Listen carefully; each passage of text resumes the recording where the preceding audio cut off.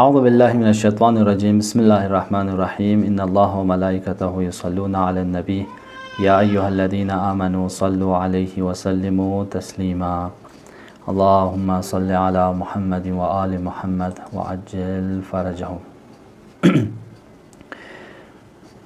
سب سے پہلے امید کرتے ہیں کہ آپ سب بخیر و عافیت سے ہوں گے۔ آپ سب کو آج کے اس کلاس میں خوش آمدید کہتا ہوں۔ انشاءاللہ خدا ہم سب کی طاعت عبادات کو بحسن وجہ قبول فرمائے اور ہم سب کے ان ایام میں کیے گئے نیک اعمال کو بحسن وجہ قبول فرمائے اور ہم سب کو بہتر طریقے سے ماہ مبارک رمضان کی برکتوں سے نعمتوں سے فائدہ اٹھانے کی توفیق عطا فرمائے۔ ہم اور آپ سورہ حمد کی تفسیر پڑھ رہے ہیں، تو میں سب سے پہلے خود سورہ کی تلاوت کروں گا، اس کے بعد پھر آج مختصر سے تفسیر، اس کے بعد انشاءاللہ کل پھر دوسرے سورہ آپ کی خدمت میں تفسیر لے کے آتا ہوں۔ بسم اللہ الرحمن الرحیم، الحمد للہ رب العالمین، الرحمن الرحیم، مالک یوم الدین، ایاک نعبد و ایاک نستعین، اہدنا الصراط المستقیم، صراط الذین انعمت علیہم غیر المغضوب علیہم ولا الضالین۔ صدق اللہ العلی العظیم و صدق رسولہ النبی الکریم۔ سورہ حمد کے ظاہری ترجمے تو ہم سب الحمدللہ جان چکے ہیں، لیکن سورہ حمد کے کچھ نام ہیں، جس طرح ہم اور آپ اسے کہتے ہیں فاتحۃ الکتاب، ان کو لکھیے گا آپ لوگ، فاتحۃ الکتاب بھی سورہ حمد کو کہا جاتا ہے۔ اس کا کیا مطلب ہے فاتحۃ الکتاب کا؟ فاتحۃ الکتاب یعنی جس طرح کتاب کی افتتاح جس طرح کتاب شروع ہوئی ہے، قرآن مجید شروع ہوا ہے، اس مناسبت سے کہ قرآن مجید کی ابتدا میں یہ سورہ آئی ہے، اس بنا پر اس کو فاتحۃ الکتاب بھی کہا جاتا ہے، یعنی اس کتاب کی ابتدا اس سورہ سے ہوئی ہے، اس بنا پر ہم اور آپ کہتے ہیں کہ سورہ حمد کو فاتحۃ الکتاب۔ دوسرا خود الحمد جو عام طور پر ہم اور آپ زیادہ تر استعمال کرتے ہیں، سورہ حمد پڑھ لیجئے۔ تو سورہ حمد کو حمد کیوں کہا گیا؟ اس طرح قرآن کے باقی سوروں میں بھی کچھ آیات ایسی ہیں جن کے بنا پر یا کچھ آیتوں کو فوکس کیا گیا ہے، اس کے بنا پر اس سورہ کا نام اسی آیت کے ایک کلمے سے کیا گیا۔ یہاں پہ الحمدللہ رب العالمین کا یہ سنٹنس آیا ہے، تو اس میں الحمد کا لفظ خود استعمال ہوا ہے، یعنی تمام تعریفیں خداوند عالم سے مخصوص ہیں، اور اس سورہ میں ہم اور آپ کو کس طرح دعا کرنی چاہیے، کس طرح نیائش کرنی چاہیے، کس طرح خدا کا شکر ادا کرنی چاہیے، اور خدا کے حمد و ثنا کس طرح کرنی چاہیے اور کیوں کرنی چاہیے، ان تمام چیزوں کے بارے میں متوجہ کیا گیا ہے۔ اس بنا پر ہم علماء نے اور مفسرین نے کہا کہ اس سورہ کو سورہ حمد بھی کہا جاتا ہے، چونکہ اس میں زیادہ تر تاکید کس پہ کیا گیا ہے؟ حمد کے اوپر۔ انسان کسی کا شکریہ یا کسی کی تعریف کیوں کرتا ہے؟ ہم اور آپ شکریہ کسی کے کیوں کرتا ہے؟ جب اس کی طرف سے کوئی احسان ہم پر ہوا ہو۔ مثلا بالفرض کیجئے آپ کو یا ہم کو کسی نے دعوت پہ بلایا، اور کس نے بلایا ہمیں نہیں پتہ، ہم اور آپ سمجھے کہ ہم اور آپ کو ہمارے دوست نے بلایا، اور اس دوست کی دعوت تھی، ہم اور آپ بھی ان کے ساتھ چلے گئے۔ جب اس جگہ پہ پہنچے تو بہترین دسترخوان بچھائے ہوئے تھے، ہم لوگوں کا بہترین استقبال ہوا، ہم لوگوں کو اچھی طرح کھانا کھلایا۔ کھانا کھلانے کے بعد اب ہم اور آپ کے دل میں چاہت ہوتی ہے کہ بھئی یہ جس نے ان ساری چیزوں کا اہتمام کیا وہ کون تھا؟ ہم اور آپ پوچھتے ہیں۔ کیوں پوچھتے ہیں؟ تاکہ ہم اور آپ اس کا شکریہ ادا کر سکیں نا۔ ہم اور آپ کہیں کہ بھائی دوست، ہم تو آپ کی طفیل میں آ گئے، آپ کے ساتھ آ گئے، آپ کے دوست کا شکریہ ادا کرنا چاہتے ہیں، لیکن تھوڑا بتا تو دیجئے کہ آپ کا دوست کون ہے جنہوں نے آج اتنا بہترین دسترخوان ہم سب کے لیے بچھایا۔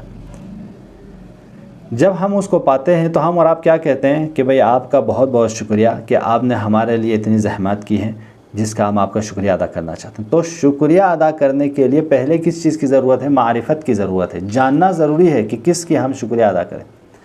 اب اسی طرح ہم اور آپ سوال کریں نا، رب العالمین اس خالق کائنات نے آسمان کو بنایا، ستاروں کو بنایا، سیاروں کو بنایا، سورج کو بنایا، چاند کو بنایا، ہمارے آس پاس بہترین ایٹماسفیئر بنائے، بہترین فضا بنائے جس میں ہم سانس لے سکیں زندگی. ہم اور آپ کے لیے تھوڑی دیر کے لیے آکسیجن ختم ہو جائے انسان مر جاتا ہے، زیادہ دھوپ پڑ جائے انسان جل جاتا ہے. تو خدا نے ہر چیز کو اپنے ایک خاص قانون کے تحت چلایا، اور ہم اور آپ کو دیکھنے کے لیے آنکھیں دی، سننے کے لیے کانیں دی، بولنے کے لیے زبان دی، سونگھنے کے لیے ناک دی، اعضاء و جوارح دی، حرکت کرنے کے لیے، فیلنگز کرنے کے لیے، اور بہت سی چیزیں دماغ دی سوچنے کے لیے. اس کے بعد بڑھ کر ہم اور آپ کو دین کی جیسی نعمتیں دی، ہاں مراجع دیے، علماء دیے، اہل بیت علیہم السلام دیے ہدایت کے لیے. تو اسی طرح ہم اور آپ اپنے اعضاء و جوارح سے لے کر اس پورے کہکشاں پر جب غور و فکر کرتے ہیں، سمجھ میں آتا ہے کتنی بہترین دسترخوان ہم اور آپ کے لیے بچھائے گئے. آخر یہ کون ہے؟ کس نے اسے بچھایا ہے؟ تب ہم اور آپ کیا جاتے ہیں کہ چونکہ ہم اور آپ کو جو نعمتیں دی ہیں، خدا نے مجھے سالم زندگی دی، خدا نے میرے سالم آنکھیں دی ہیں، خدا نے مجھے سالم کان دیے ہیں، خدا نے مجھے بہترین فضا دی تعلیم حاصل کرنے کے لیے، جس نے مجھے یہ بہترین پلیٹ فارم تیار کر کے دے دیا، میں اس کا شکریہ ادا کرنا چاہتا ہوں. تو شکریہ ادا کرنے کے لیے بھی پہلے کس چیز کی ضرورت ہے؟ معرفت کی ضرورت ہے، کہ ہم اور آپ جانیں کہ کس کی ہم شکریہ ادا کرتے ہیں. تو اسی شکریہ ادا کرنے کو حمد اور تعریف سے بھی کیا ہے؟ تعریف کے سے بھی یاد کیا جاتا ہے. تو لہٰذا آپ اور ہم دیکھیے ہماری آنکھوں کے شکریہ کیا ہے. علماء بتاتے ہیں کہ جتنے بھی اعضاء و جوارح آپ کے پاس ہیں ان کا شکریہ یہ ہے کہ آپ اپنے آنکھوں کے ذریعے گناہ نہ کیجئے، یہی شکر خدا ہے. کانوں کے ذریعے گناہ نہ کیجئے، یہی شکر خدا ہے. اعضاء و جوارح کی وجہ سے ہاتھ و پاؤں کے ذریعے کسی پر ظلم نہ کیجئے، یہی شکر خدا ہے. ہاں، لہٰذا ہم اور آپ جتنا اپنے پر سوچیں گے اتنا ہم خدا کے حمد و ثنا و تعریف میں مشغول ہو جائیں گے. تو یہ کیا ہے؟ اسی بنا پر چونکہ اس پہ زیادہ فوکس کیا گیا ہے، اور سورہ حمد میں یہ آیت الحمدللہ رب العالمین کے سینٹنس آیا ہے اور اس میں لفظ الحمد آیا ہے، اس بنا پر علماء بتاتے ہیں الحمد کا نام بھی پڑ گیا. چونکہ بہت سے سورہ بقرہ میں ہم اور آپ کہتے ہیں بقرہ گائے کو کہا جاتا ہے، تو وہ اس کا لفظ، اس کے بارے میں قصہ آیا ہے، بنی اسرائیل نے جو گائے کے ساتھ جو سلوک کیا ہے اس کے بارے میں آیا، تو اس سورے کا پورا نام بقرہ پڑ گیا. تو اسی طرح باقی سوروں کا نام بھی اس طرح کیا گیا، سوروں کے میں موجود ایک کلمہ، ایک قصہ کی وجہ سے اس کا نام، اسی کلمے کو اس سورے کا نام رکھا گیا. یہ ایک. تیسرا اس سورے کا نام ہے ام القرآن. ام القرآن، ام جڑ کو کہا جاتا ہے، اصل کو، یعنی یہ سورہ جو ہے قرآن کی جڑ ہے، قرآن کی بنیاد ہے. یعنی تمام معارف جب قرآن میں ہے وہ اس سورہ میں مخفی ہے. جس طرح روایتوں میں ہے کہ پورے قرآن سورہ حمد میں ہے، اور سورہ حمد بسم اللہ میں ہے، اور بسم اللہ نقطۂ بائے بسم اللہ میں مخصوص. وَأَنَا نُقْطَةُ الَّتِي تَحْتَ الْبَاءِ. مولا علی فرماتے ہیں کہ پورے قرآن سورہ حمد میں ہے، سورہ حمد بسم اللہ میں ہے، سمے ہوئے ہیں، یعنی تمام مطالب بسم اللہ میں ہے، اور بسم اللہ جو ہے نقطۂ بائے بسم اللہ میں ہے، اور میں وہی نقطہ ہوں. یعنی امام علی کہتے ہیں میں وہی نقطہ ہوں جو بے کے نیچے لگایا جاتا ہے. وَأَنَا نُقْطَةُ الَّتِي تَحْتَ الْبَاءِ. یہ ایک معنوی اور عرفانی نقطہ ہے جو مولا علی ہم اور آپ کو بتانا چاہتے ہیں اس میں.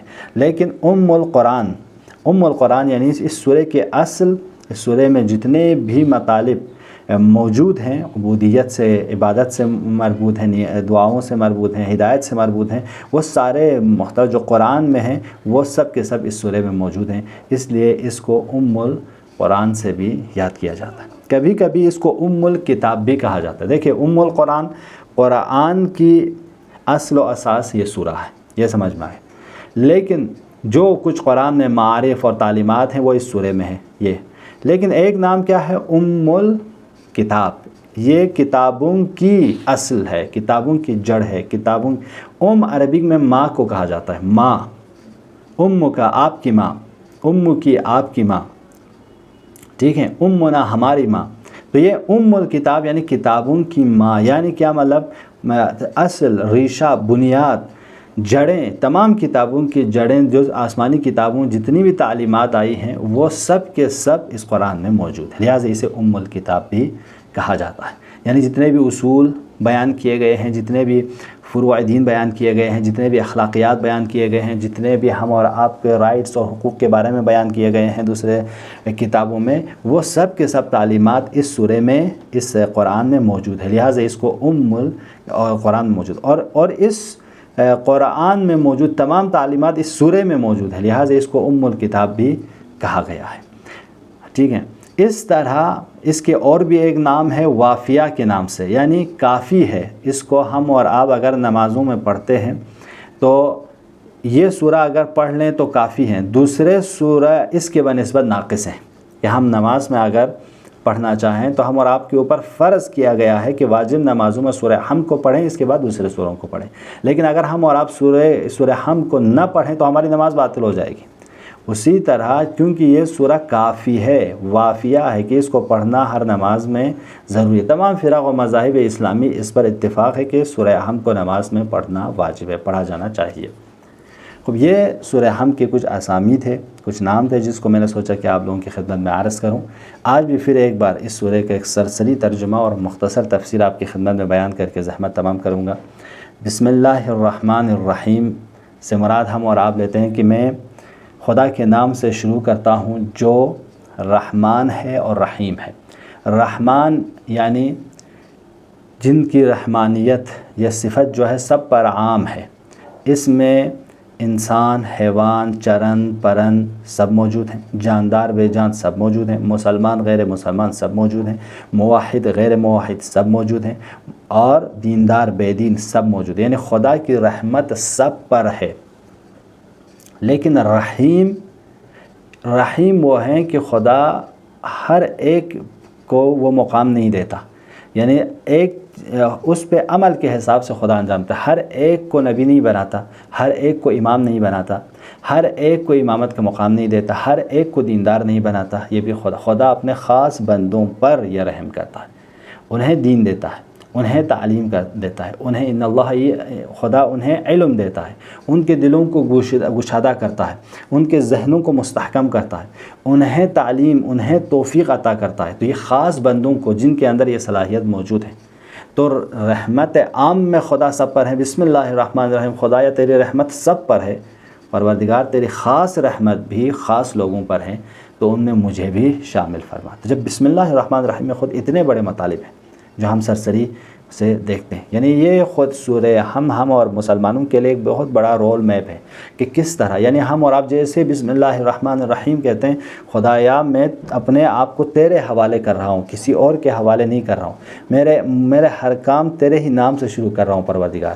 یعنی اس کا مطلب میرے ہر کام میں تجھے حاضر رکھنا چاہتا ہوں پروردگار. وہ کام جس میں تو حاضر نہ ہو تو اس کا کوئی معنی نہیں ہوتا. لہٰذا ہم ہر کام کو خدا، جس نے ہم اور آپ سے کہا گیا کہ ہر کام کو جب بسم اللہ سے شروع کرو، جو بسم اللہ سے کام کو شروع نہ کرے وہ کام ابتر رہ جاتا ہے، ناقص رہ جاتا ہے. جب ہم بسم اللہ سے کسی کام کو شروع کرتے ہیں تو اس میں برکت ہوتی ہے. ہم بسم اللہ کے کپ پانی پیتے ہیں، وہ پانی ہمارے جسموں کو نقصان دہ نہیں ہے. کھانا کھاتے ہیں وہ جسموں کو نقصان دہ نہیں ہوتا.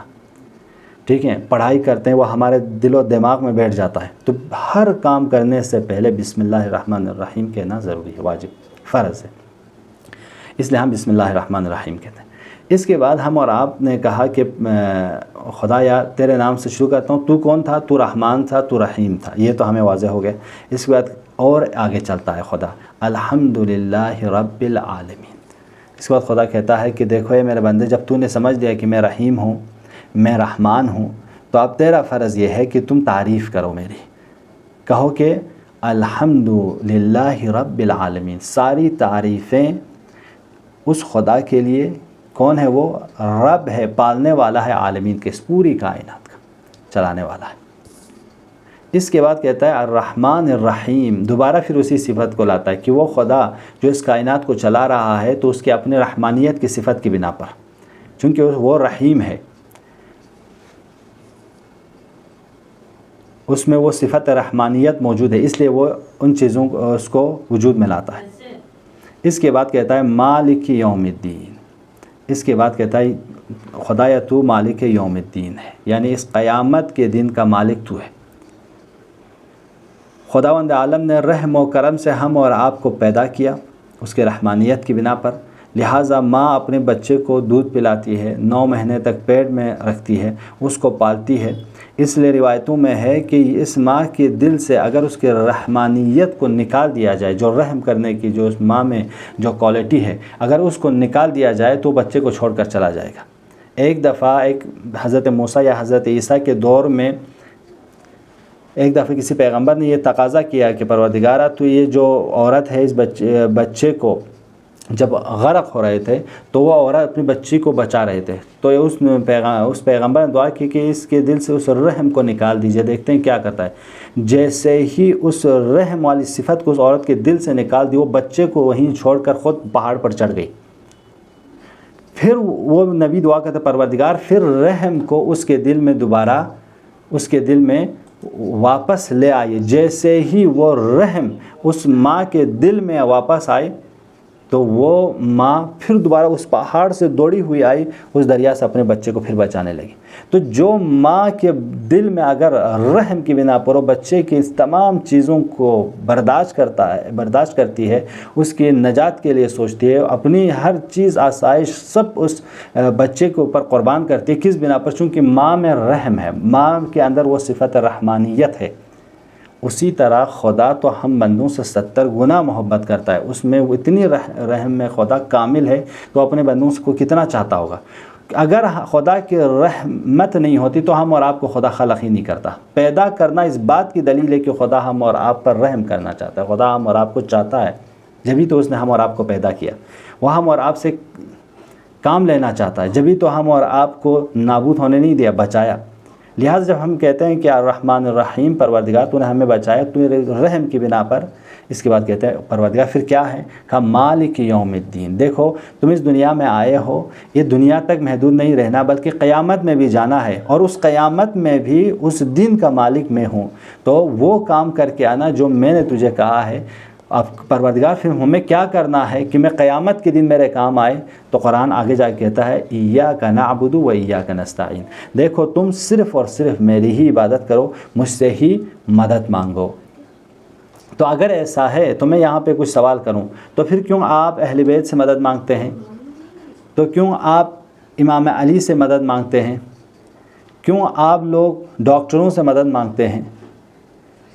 کیوں بچہ جو ہے ماں سے مدد مانگتا ہے؟ اگر یہ سب کچھ ہے کہ ہم اور آپ بغیر